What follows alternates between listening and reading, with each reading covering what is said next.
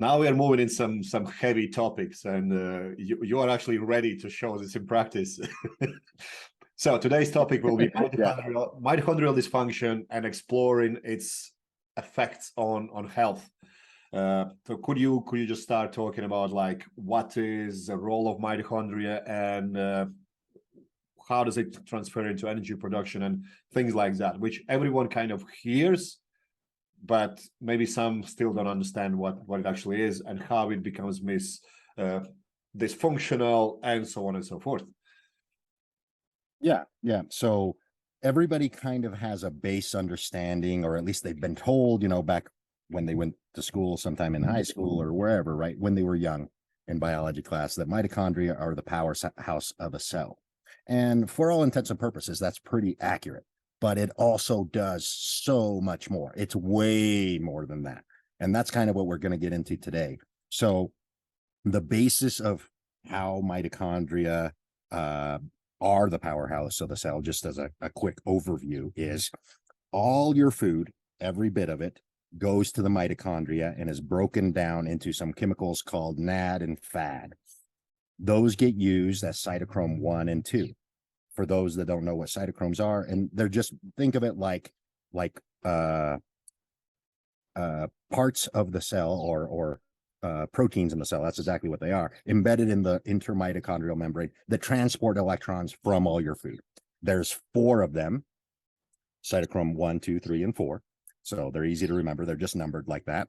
And the flow of electrons, or the flow of energy, food, is always from number 1 all the way to number 4. And at the end, there's a 5th one called the ATPase, which is where ATP is made, which is where most people kind of gather the information that, oh, the final thing there is ATP being made, and that gives the cell energy. And that's how mitochondria get the name. They're the powerhouse of the cell. But there's important things there. That is a huge amount of electrical potential that's being run through those cytochromes from your food. Just like wiring in a house, if the electricity, because that's what it is electrons coming from your food, have to go through that called proton tunneling, electron tunneling, which is from one's cytochrome to cytochrome 2 to cytochrome 3 to cytochrome 4. That has to be insulated. In other words, it has to be kept in a space, just like electricity on a wire. If there's no plastic around a wire, guess what? Everything can get electrocuted. You start fires and shit. Okay, so you don't want there to be a way for the electrons to escape. So that means that the cell membrane that these cytochromes are in is very robust. It's made to hold all of that energy in it. And that means that it has a very specific form of hydrogen embedded in it. And that specific form of hydrogen is called deuterium, or heavy hydrogen. And that's naturally occurring, right? So seawater has 150 parts per million of deuterium in it. And as you get further away from the equator, the water has less deuterium in it. That's part of the hydrolysis cycle on the planet. Your body understands that there are 2 hydrogens on planet Earth that interact with our biology. And it goes, oh, that's important, because one is twice as heavy as the other, which also means this. Everybody knows about E equals mc squared from Einstein, which is energy equals mass times the acceleration of light. All it really means is, for this concept, is something that's heavier needs more energy to be moved around, and something that's lighter requires less energy to be moved around. So your body understands that. So that means that if it puts all the heavy hydrogen in this very robust membrane, that means that it can hold a lot of energy because it's really heavy. You see what I mean? So all these electrons going through there require a lot of deuterium in this intercell membrane. Everywhere else on your body, you don't want deuterium, because everywhere else means that you're moving energy back and forth. So if there was deuterium in those places, it would require a lot of energy. We don't want that. So light hydrogen everywhere else, and heavy hydrogen in the cell membrane, the intermitochondrial membrane, where these cytochromes are, and in your blood. We won't worry about the blood for this talk, but what that means is now that energy that's going through that membrane, think of it like a nuclear reactor. It gives you a whole hell of a lot of energy, but you want to make sure that that thing is pristine. You don't want any leakage anywhere, because now you start messing with everything. Just like if there's a nuclear reactor, you know, you're living next to one, you don't want that leaking, right? You don't want anything that's a byproduct from that process escaping that area. So your body understands that. So it has some checks and balances in place. Particularly, it wants to know if that cell membrane is degrading. In other words, if it starts to get frail and kind of break apart, it wants to know that immediately so that it can do this. It can send a signal to the cell and go, hey, our cell membrane, where almost all of our energy production is being made, is degrading. We need to either fix the cell, right? That's autophagy. Or we need, if it's gone too far, we need to kill the cell. That's cell suicide or apoptosis. These are big buzzwords in the, you know, longevity communities and stuff like that. And I say buzzwords because they don't fundamentally understand what I'm about to tell you guys. Apoptosis and autophagy are not influenced by how little you eat or if you fast or all of those. Yes, when you fast, you're going to predispose yourself to turning those on, but not if the right signals are not in the mitochondria, because the mitochondria are the things that signal apoptosis and autophagy through this process that I'm going to explain. So if the mitochondria is responsible to do that, how does it do that? And that's where this little talk will lead. That cell membrane, if you stress test it and some deuterium gets depleted, your mitochondria will send a signal from one of the cytochromes called cytochrome 4. It also has a name in literature called cytochrome C oxidase. It will release its signal to the rest of the cell that says, hey, we're underperforming in our cell membrane. Something's wrong here. We either need to fix it, autophagy, or we need to kill the cell so that other healthy cells can continue to replicate. Cancer, to be specific, stops this process, because a cancer cell is a cell that won't die. That's why the current medical procedure for treating cancer is chemotherapy, or some versions, other drugs. Basically, all they're doing is trying to kill a lot of cells. That's what's going on. They're trying to kill a lot of cells, as many of them as possible, hoping that they catch all the ones that won't die on their own and that they don't kill you in the process. That's literally what's going on in chemotherapy. They're hoping that you as the organism survive and that the cells that currently won't die, cancer cells, do die, okay? So this isn't telling you that you can reverse cancer or anything like that, but this is telling you that if you neglect some of the things chronically that are going on, your body is losing the capability to kill cells that are faulty on its own, okay? So that's the basis of what this talk looks like when it comes to how mitochondria are influencing apoptosis.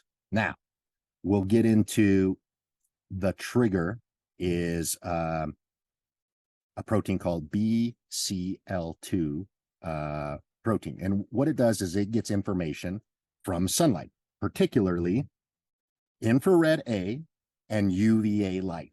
Now, we've talked a little bit about both of these in our previous podcasts, that when you have both of those interacting with the skin, they're creating vitamin D. You know, everybody kind of understands that. They're sulfating cholesterol and creating your sex hormones. We've talked a little bit about that. And then they are also creating nitric oxide. And people kind of know that. You know, when you get out in the sun and you have a lot of skin exposed, you get really vascular. Nitric oxide's a vasodilator, etc. But the other thing that it does is it flows with oxygen into the mitochondria, and it slows down electron transport chain, which is what I talked about just a little bit ago, which is the main flow of electrons through the mitochondria. And it slows it down. So why would it do that, right? If you go out in the sun and you make nitric oxide and that slows down electron transport chain, why would that be a good thing? And here's the reason. Remember what I said, if you run a nuclear plant, you want to stress test it pretty regularly so that you know if it's working correctly. Well, if you slow down electron transport chain and you have infrared light interacting with your skin, ATP production actually goes up. And the reason for that is because the ATPase, the thing that's spinning to create ATP, when there's infrared light in the system, spins faster, irrelevant of the food. So and nitric oxide, because you're in the sun, slows down the electron transport chain, but ATP goes up, that means that the cell should not experience a downward pressure in energy. If it does, what that means is there's no infrared light interacting with you, and there was nitric oxide or something that slowed it down. And that tells the cell, oh, we lost energy somehow. And then it makes a decision of, was it because the electron transport chain slowed down or not? That is what the BLC2 protein is detecting. If it senses, hey, we lost energy, but we had lots of ATP, then it goes, oh, it has to be in the electron transport chain. That by default means that membrane is damaged. And that is detected because of deuterium. Deuterium is the thing that will interact, because remember I said deuterium is embedded in the cell membrane. If the cell membrane is kind of faulty, there will be less electron transport chain, and that by default means that it deteriorated. Some deuterium is now out where it shouldn't be. And that gets picked up by this BLC2 protein. That sends a signal that there was a brownout. So people know what a blackout is. That means no electricity is happening. You're blacked out. A brownout just means electricity got dampened and your lights dim, right? And that's essentially what happened at the mitochondria in that circumstance. No sunlight and a brownout happened, but the ATP was still spinning, and it goes, oh, okay, we should start repairing this cell or killing the cell.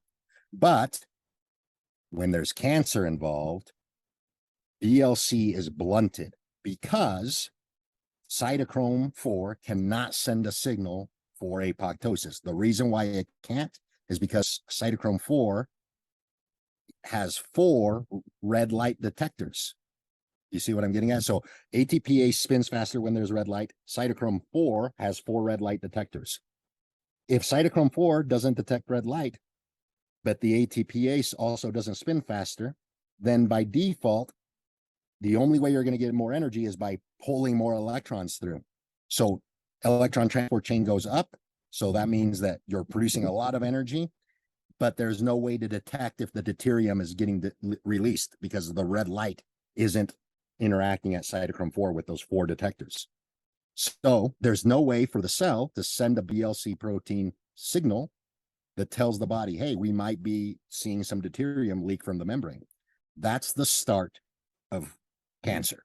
In other words, the cell can no longer tell if the stress test is working or not, right? It's a crucial point to understand. If there's no red light interaction and you never create any nitric oxide, the cell cannot actively create that stress test. And everybody kind of understands that with a vehicle, right? If you take a vehicle into a mechanic, he's going to run some diagnostics. He's going to stress test it. But everybody knows that there's good mechanics and not so good ones. If they don't know how to run a proper stress test on the vehicle, they just tell you that it's okay and you keep driving your vehicle and then your engine blows up. You see what I'm saying? That's what's happening at the biological level. Now, things that inhibit the deuterium from being depleted, the things that inhibit the deuterium from being depleted is correct signaling of this BLC protein. The 2 crucial parts, and again, this whole thing can be summarized in this one paragraph. If you get sunlight, you get infrared A and you get UVA. That means the 4 detectors at cytochrome 4 got the right information. The ATPase got to spin faster because the infrared light. The UVA light that interacted with your skin created nitric oxide in your blood, and that goes into the membrane, and everything gets backed up a little bit because of the nitric oxide. So energy from the electron transport chain goes down, but the ATPase got to spin really fast because of the infrared light, and cytochrome 4 was told, hey, there's plenty of red light. The ATPase is spinning correctly. If we detect any downturn in energy, that by default means deuterium is being depleted. Let's create autophagy or apoptosis. Hopefully that makes sense. Do you have any questions about what I laid out there of like how that mechanism of detecting whether it's working correctly or not works? To me, I will be honest, I understand it, but I do find that a lot of people who don't have the visual of what mitochondria looks like, they'll probably will be like, what on earth was that? Yeah, no, and that's why I wanted information. you to kind of like dumb it down, what needs to be explained there, because again, this is the real science, just so that I can Yeah. explain it to somebody that goes, okay, if it's as easy as to stave off cancer, I just need to get in the sun. That's hard to believe, right? Like that right away, that's like, okay, now that's going a little bit too far. Can it really be that simple? This opens doors a lot to also things that people go like, yeah, I need carbs to have a lot of energy. And you're like, you don't really need that much food to have a lot of energy. No. Nutrients are needed to repair your body and all those kind of things. But if you are chronically lethargic, there is something else happening. And that's right. That's right. And here's another key point to this. Okay. ATP created by food alone, if you did the mathematics on that, it doesn't add up. It doesn't add up. You physically would not be able to consume the amount of energy through oral format that's required for a body to do all the biological process. That's not a real thing. And there's people way smarter than me. I think his name is Ling. He's a professor. He proved this mathematically back in the 50s, that it is impossible for the mitochondria creating ATP to account for all the energy required for all your biological process. Something else is going on through food. And that's where he said, there's got to be another way that ATP is created. And I just explained it. When infrared light hits ATPase, the ATPase spins faster even without food. So you create more ATP just by being in red light without food. So and this is me stepping into further on. This is why you have these seasonal depressions and whatnot as well. You just run out of energy, so to speak, because you run out of the energy that's kind of running the show, right? Because it's not that you can't move, it's not that you're not awake, it's that the processes, because everything takes energy, right? You can't make something from nothing. So to make neurotransmitters, that takes energy. That energy is not enough through just food. There has to be some sunlight interaction. Now, we have backup processes, right? And we've talked a little bit about those in earlier videos about cold therapy. How does that help? Well, what it does is all of your energy is being transformed by semiconductors. And semiconductors, when you get them cold, their gap for jumping electrons gets shorter. So that means you become more efficient temporarily. So there are seasonal adaptations for when you are in a cold environment and you're not getting very much sunlight and food might be scarce, that if you embrace the cold, you're actually doing the biology a favor by closing the gap a little bit and you become temporarily more efficient. This can't last forever, right? Like if you lived at the Arctic Circle, you're going to experience 9 months of this and that's going to be stretching it, right? Like your biology, that's going to be the most that it can handle without sunlight and lots of cold. You can't just depend on cold year round because at some point that gets depleted to the point where it no longer works. You're depleting all the substances that you should have made at a different time of year when the sun was strong. But to cancer specifically and other diseases, right? This is about, so just that was how cancer starts to become a thing, right? And it's unavoidable. Everybody has a little bit of cancer cells in them. The issue is, do they continue to replicate or do they eventually become apoptotic and die off, right? That's normal. That should happen. What then manifests as cancer is you have too many of them. Too many of them are surviving for way, way too long. And that means they're not actively being stress tested, okay? And that is the beginnings of what I just said. So now you can see how our daily habit of just get outside every morning starts to not just become a health habit from the standpoint of body composition and feeling energized for the day, but also setting you up for long-term health because you get the opportunity to let your body get the right information and the right energetics from sunlight to go through the stress test for every single mitochondrion in your whole body, right? Whether that's in your, and that even goes as far as this, okay? Some of the leading causes of cancer are cancers in places where people never get sunshine, like colon cancer, like stomach cancers, prostate cancers, female reproductive organ cancers, things of that nature. Those are actually the more common ones, right? There's the scarier cancers like brain cancer and stuff like that. But the most common ones, right? Almost every single guy, I'm not joking, has prostate cancer right now. Do they die because of prostate cancer? No, because it's easily treated and it's being scanned for a lot. But that's almost a given. Everybody's has some prostate cancer. You will probably die as a man with some form, some grade of prostate cancer. And if you don't want it to become something that needs to be treatable, exposing just your stomach is a big hedge in making sure that those tissues in that area start to become stress test at the biological mitochondrial level to make sure that they can go through apoptosis.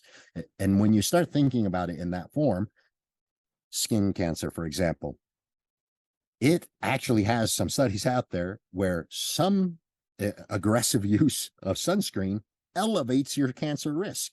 Now, and people go, well, how can that be?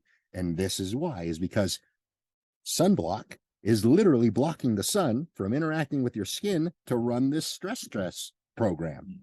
So when you do any damage to your skin, whether it's from the sun or not, your skin now is going to replicate skin cells. But what if those skin cells don't have the right information to that? In other words, they're running on a faulty program because you always wear sunscreen or you're always 100% covered up.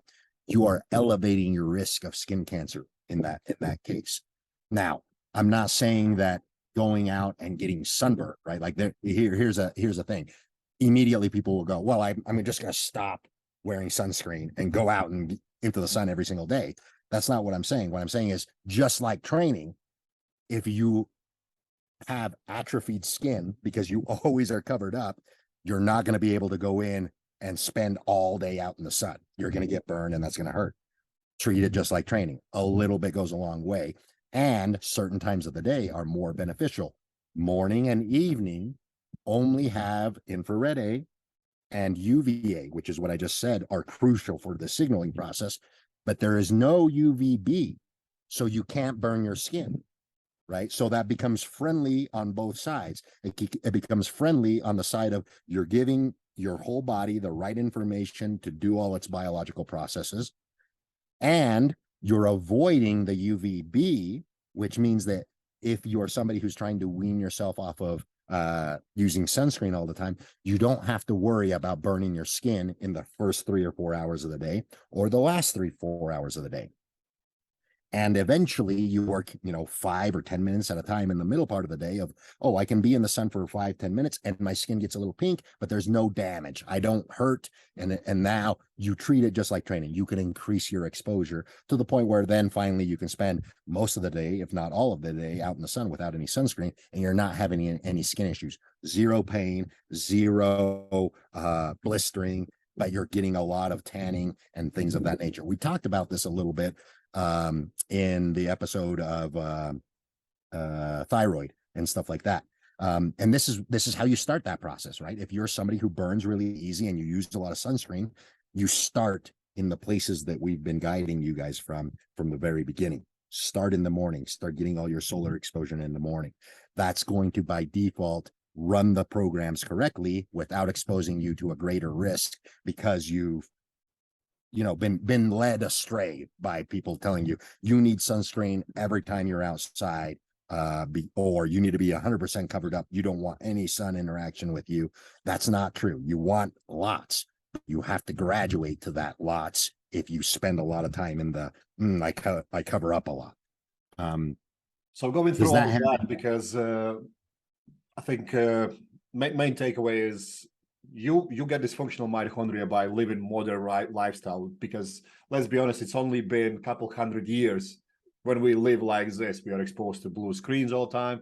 We spend a lot of time inside. We do a lot of weird things. Most of us never even spend more than 30 minutes outside.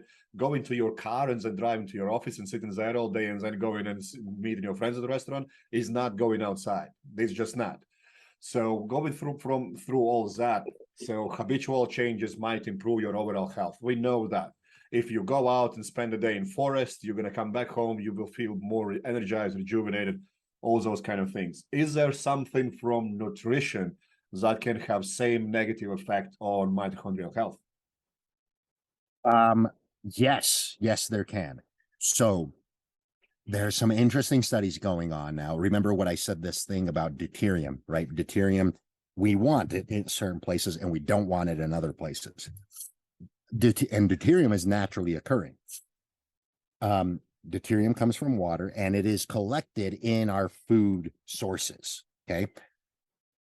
Those are governed by the hydrology cycle, and the hydrology cycle is governed by where you are on the planet. So I'm going to say something that is particularly might make some people think twice about what they do, and it might even piss some people off, which is this. Fruit is mainly grown only in strong sunlight, and there's a reason for that. Fruit and really rich carbohydrate sources have a lot of deuterium, and it's okay if you consume them in strong sunlight, because what did I just say about sunlight? Sunlight is the thing that interacts with your body to double check that there isn't too much deuterium being depleted out into places where it shouldn't be. Okay. So if you are chronically somebody like a fruitarian, okay, there's people out there that do this, right? They eat fruit all the time. If they live somewhere like the UK, that is not a good choice unless they permanently live outside, because they are raising their amount of deuterium that they're consuming. Not that that's the bad part. That's not the bad part. The bad part is now that you've raised the amount of deuterium that you're consuming all year round, you better have a really damn good quality control system of whether your mitochondria is running correctly or not. Because now you have a system that is running with higher deuterium rates. You want to make sure that that's only in the places that you want. And if you live somewhere where there isn't very strong sun, you're not going to be able to signal this autophagy program very well. Now, if you live in Ecuador, okay, and you eat a lot of fruit year round, guess what? If you spend a lot of time outside, that's perfectly normal and perfectly acceptable, because you're in the environment with the strongest sun and you're eating fruit all the time. There's probably not going to be an issue as long as you're outside quite a lot, because now you have a high quality control program because you're outside all the time in a really strong sunlight environment, and you're eating all the strong sunlight food. Now let's flip that on its head. You live in the UK and you want to eat as a fruitarian. That can run into issues in the winter for you. You might find that you don't digest that. Like, I'm not saying that immediately you're going to get cancer. I'm going to say that this is why this episode is mitochondrial dysfunction. You're going to find that there are mitochondrial dysfunction happening in your guts at first, because your guts are like, holy cow, we have a whole lot of fruit coming in. We have a whole lot of deuterium coming in, but we don't understand what to do with it all. And you will start to have some digestion problems. You'll have to start cutting back on your fruit. And you'll be like, oh, I don't know. I feel like I may have to eat a potato instead of all this fruit. And that would be the correct thing to do, because fruit, out of all the food groups, are supposed to be ate in strong sunlight, because they come from strong sunlight for this reason. They collect a lot of deuterium, which is totally fine if you're eating it in the correct time of the year. So, and there is some studies that are not coming out. Again, they're with rats, so it's not 1-to-1, but it clearly shows feeding the rats in a laboratory environment lots of fruit increases how they handle fat and how they digest their food in a negative way, versus feeding the rats the same food, so the same fruits, like putting them in a outside in a sunlight environment changes all of that. because now they can get rid of how they're processing that food. So there are some nutritional things that will negatively impact this outcome if you're not matching it up correctly. At the same time, there are some things, nutritionally speaking, that will improve this. So number one, we talked about the deuterium in the cell membrane, inner cell membrane. The outer cell membrane, I talked about the BLC protein that gets signaled to kill the cell. That gets signaled to the outside membrane. Something on the outside membrane has to be receiving that signal. The better it receives that signal, the easier you'll be able to turn over bad cells versus good cells. One of those ways is DHA. DHA forms the outer cell membrane. It's part of outside cell membranes. It is paramagnetic. In other words, it picks up electrical signals. BLC protein gets signaled. If you have a lot of DHA in your outer cell membrane, that means it's going to pick up even a small signal. So even if your cell goes, ooh, we think there might be a problem, and sends a little bit of a signal that there needs to be autophagy or apoptosis, if you have a lot of DHA lining the outside of the cell membrane, you have a greater potential. It's almost like a radio signal. It's almost like making your antenna really big on your car. So now you can pick up a really faint signal, and now you can execute the program correctly. So there are things that you can leverage to create a better fidelity, even when you don't get a lot of sunlight. Yeah, when you were talking about fruits, two things came into mind. First of all, Steve Jobs. Yeah, crazy things he used to do. And another one is how I find taking out fruit from someone's nutrition plan, fixing their daily habits, and then putting it in, changes their physique completely. Whereas if they just stick to what's might be looking on a paper as a healthy nutrition, it just messes them up. And they don't even know that until they start feeling better. Yeah. They're, in fact, like you just said, some health foods can make things worse if you don't know what you're looking for. Absolutely. And this is one of the reasons why. So is there any link with mitochondrial health and your overall health in sense of how you look, in sense of aging and those kind of things? You talked about many other things. Obviously, it's very important. But yeah, actually there is. Okay. Sex drive is probably one of the first things, right? Because think about it. Okay. Sex, and we talked about this in our episode about sex, fertility and stuff like that, right? If you're 100% really healthy, you'll have a really healthy sex drive. If you're having a fallback in that, that's the first thing that should go, right? If you think about it from an evolutionary perspective, if your health is subpar, your sex drive will be one of the first things to come down.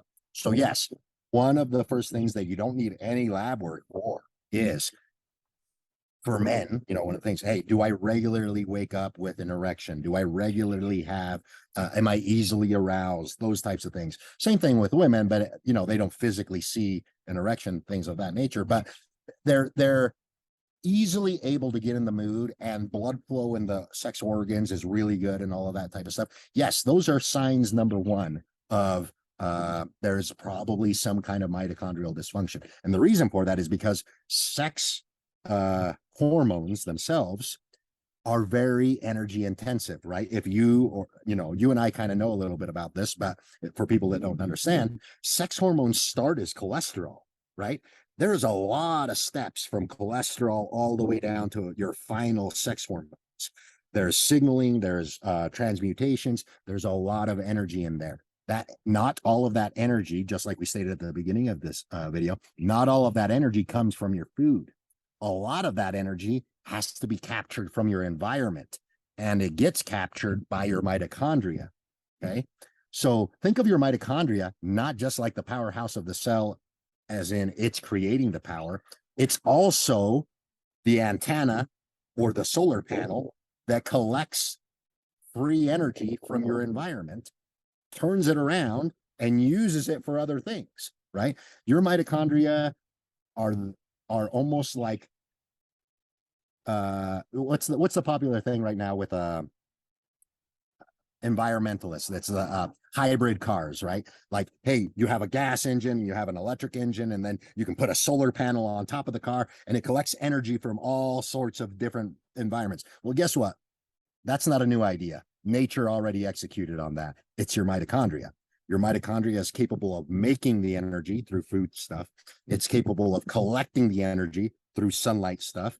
And it's capable of squeezing itself down to make itself more efficient when it's cold, so you can get more energy. You see what I'm saying?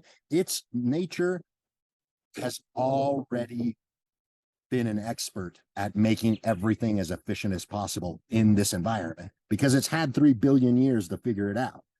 We're just the silly talking monkey that's kind of brought these thoughts to like mechanical things, but we're not very good at it compared to like nature and how it's executed. Your mitochondria is the ultimate hybrid fuel machine. And this is how it does those things. It does it through very passive ways that uses a lot of physics and chemistry and biochemistry. Yeah, and this bringing me to something that's very popular at the moment for men, especially like TRT clinics and whatnot. They are jumping straight onto, hey, I need to take this hormone to make myself feel better, but they are not dealing with the actual issues. They are just dealing with a symptom. And before jumping on something like testosterone replacement therapy or something like that, check your blood test. You can easily see if everything is working fine. You know, check your cholesterol, check your vitamin D, so on and so forth. And then what we have spoken before many, many times, make sure you don't just look on a blood test and get someone tell you what's out of range, but actually compare it to your lifestyle. And that alone can massively improve your health when you understand the correlation between your blood test and your lifestyle. And maybe you don't need anything at all. You just need to do little daily habit changes and start living what I call it like a primate. Embrace your primate in you. Yeah, no, actually, that's 100% the way to look at it. You have to learn to rewild yourself. You have to get out in nature. You have to expose yourself to the environment. You cannot shield yourself from something that's literally giving you your life force to execute. Like, I'm not saying you can't live temporarily without it. What I'm saying is if you chronically live that way for decades, that's a problem. That's how you manifest disease over the long term. Yeah, your life will not have the same qualities that you could otherwise have. And that's why you have these Mediterranean diets and whatever, and talking about how healthy they are, but it's also lifestyles they have, not just the food. You're 100% right. Those people, that's what you should be looking at. You should be looking at those people as a whole, not just what they ate. What do? Well, most of the time they eat breakfast at the seashore, staring into the sunrise. I mean, every restaurant in that whole Mediterranean Sea is on the cusp of the ocean. They're looking into the ocean. The sun rises. Everybody has breakfast. Whatever the breakfast is doesn't actually matter. You have to put it into context of, oh, they're getting a lot of different environmental signals along with all this food. What's the other customary thing in there? They eat, what do they call it? They have well, that's in Spain, but they have a tradition of going outside for lunch, tea time, right? Where they go outside, they sit with their friends, they have some tea, they have some food, and then they just kind of lounge around for an hour or so in the middle of the afternoon outside, right? That is a habitual ritual thing in that area. How many people do you know actually take the time to go outside and just kind of relax? And that's very rare. Yeah. No, this has been great. I'm mindful of your time. We can unwrap this many hours, but I think the main takeaway has been kind of put through. And I appreciate your time, and we'll expand deeper on this on next videos. Yes, we will. Awesome. Thank you Speak to you soon.